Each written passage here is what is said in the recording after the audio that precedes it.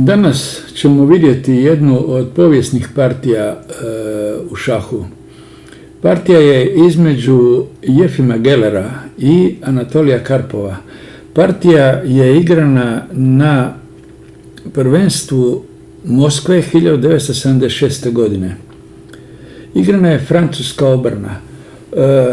Vjerojatno znate za Karpova svi, ali reću vam par riječi. Jefim Geller, rođen 1925.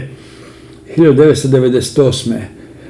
Preminuo, jedan od najjačih igrača na svijetu u periodu od 1950 do 1980. Bio je 2 puta prvak SSSR-a, 6 puta je igrao na turniru kandidata, bio je trener i Spaskoga i Karpova.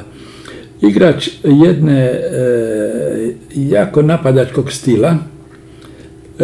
Ja sam ga, ima neke popis partija, to ću vam ja postaviti vjerovatno u komentaru. Ja sam ga nazvao nešto kao šahista koji je previše napadao, tako nekako ne sjećam se više, sam komentirao dosta davno. Crni je znači Anatolij Karpov, bivši prvak svijeta, samo ću reći da je rođen 1951. Počeo igrati šah u 4 godine. Poznati po svojim velikim mečevima i sa Korčnojem, koji je kasnije emigrirao, navodno zbog svađe sa njim, i velikih mečeva sa Kasparovom.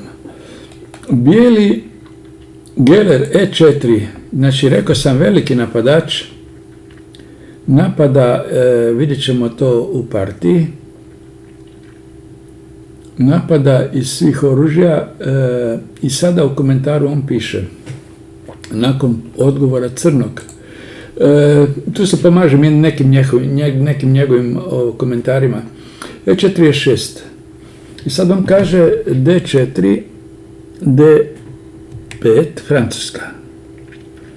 I sad on kaže kako je on je bio trener u stvari za meč, kad je Karpov igrao meč sa Korčnojem. Korčnoj zna se da je igrao Francusku. I uobičajeno je bilo da do sada Geller igra skakač D2, međutim u ovoj partiji on igra skakač C3, što je trebalo biti iznenađenje za Karpova, a crni lovac B4. Znači to je jedna od klasičnih varijanti u Francuskoj. Drugi veliki nastavak je skakač F6, to sam nedavno komentirao negdje, i treći nastavak za crne je mogao biti uzimanje na E4. I sada glavni nastavak ovdje je E5. Ovdje dolazimo do glavnog jednog poteza u partiji. Taj potez je dama D7. Pa to je jedan stari potez, čini mi se da je to od Petrosjana koji ga je prvi naveo. Ovdje su uobičajeni potezi nakon E5, skakač na E7 ili C5.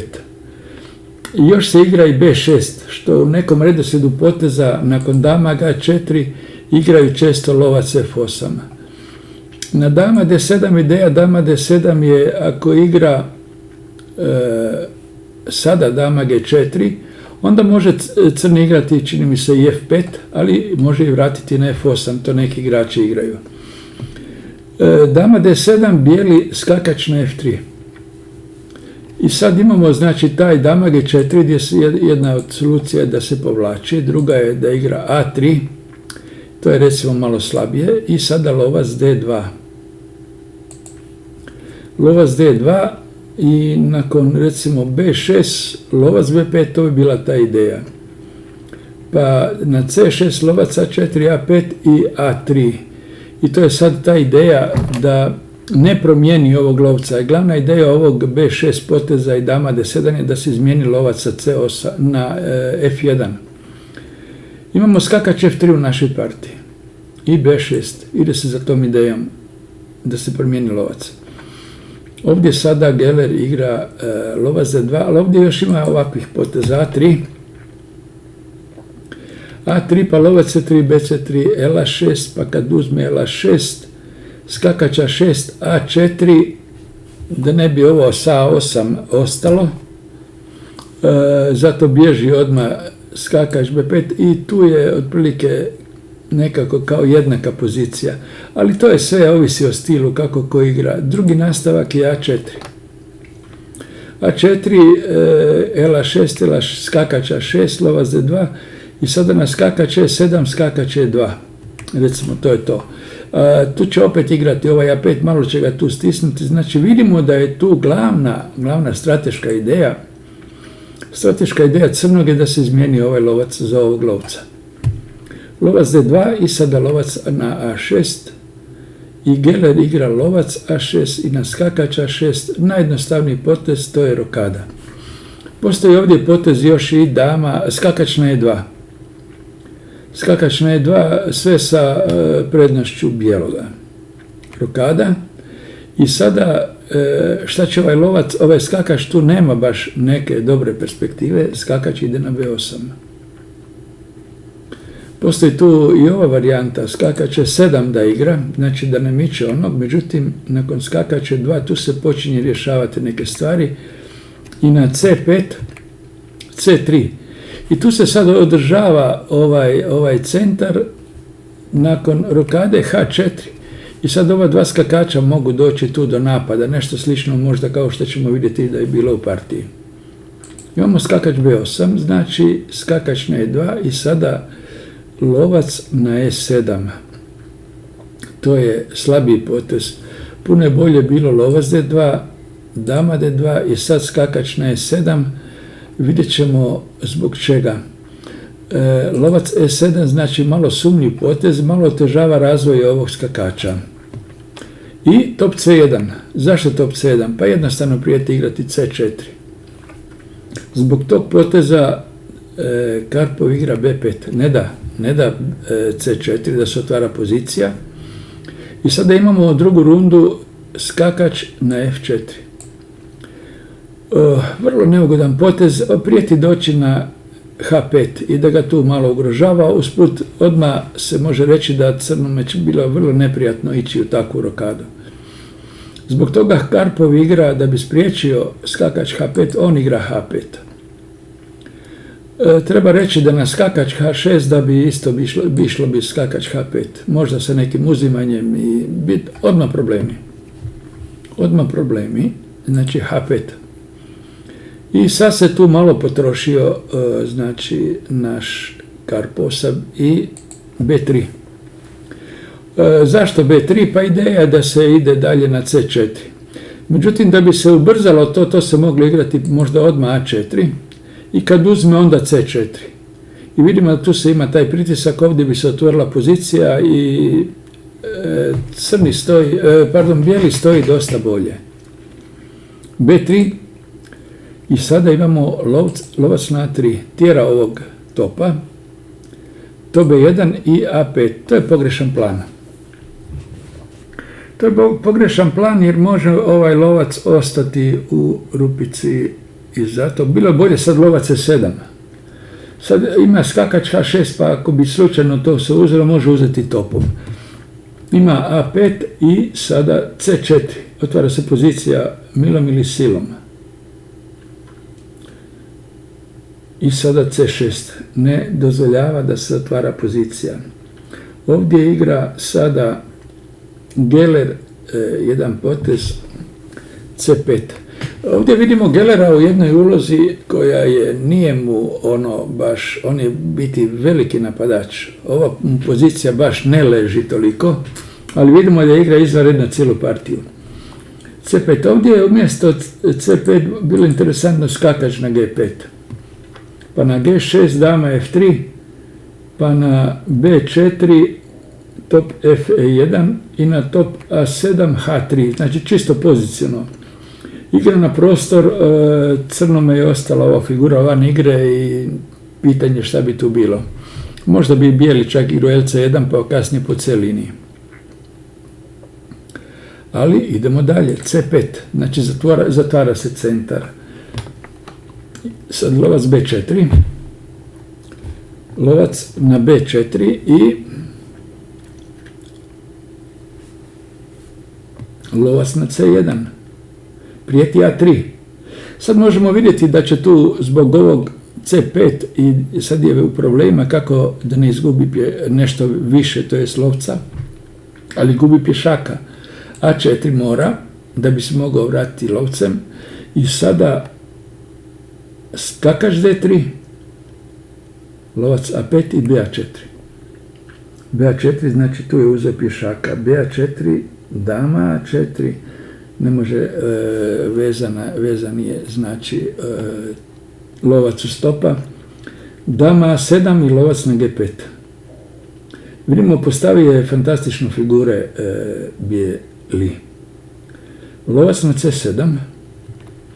I na tu je poziciju išao, znači, Geller. Sad je Geller dolazi u svoj element. Na lovac C7 on igra potez 1, kojim dugoročno u stvari stvara probleme, daje kvalitet na B8. Znači, razbija obranu ovog pješaka na C6.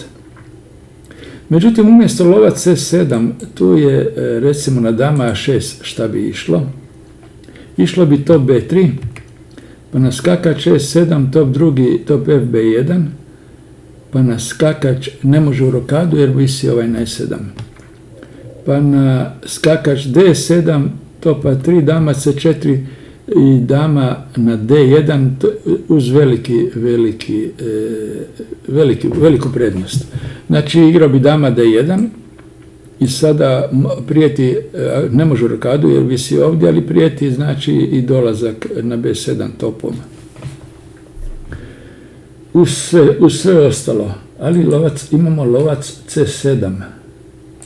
Lovac C7 i sada, znači, kao što smo rekli, to B8, dama B8. Na uzimanje lovcem opet bi išlo dama C6, ne mijenjaju se stvari. Znači, dama B8 i dama C6 šah. Kraljev 8 i skakač F4. Pa tu sad vidi se već počinju neke stvari, se možda naziru. Zbog toga crni igra topa 7.